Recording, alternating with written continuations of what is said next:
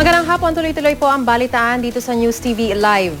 May nagaganap pong bakbakan ngayon sa pagitan ng militar at ilang lawless elements sa Alyosa, North Cotabato. At para sa detalye, may ulat si Ian Cruz. Ian?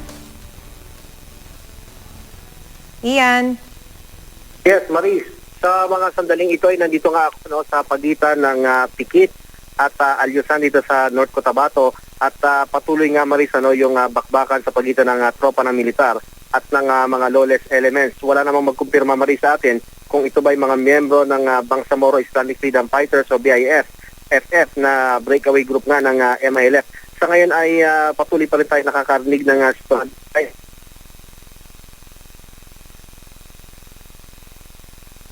Ian? Alright, mukhang naputol po ang ating... nakakarinig din tayo Okay, go ahead, ng Ian. Maris? Yes, go ahead, Ian.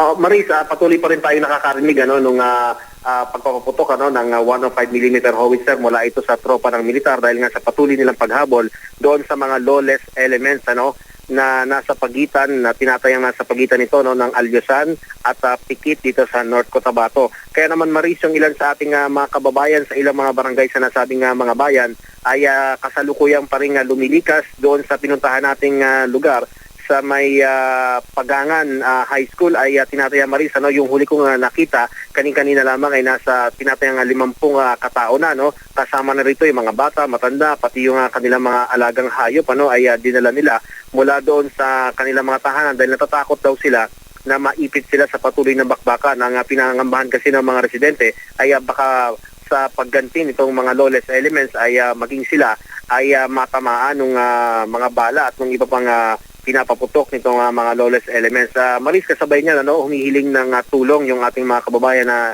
evacuees ngayon dito particular sa Alyosan at sa bayan ng Pikit na sana raw ay bigyan sila ng tulong gaya ng mga supply ng tubig at pagkain dahil nung mabilisan nilang pag-alis ay hindi nga sila nakapagdala ng kanilang mga supplies.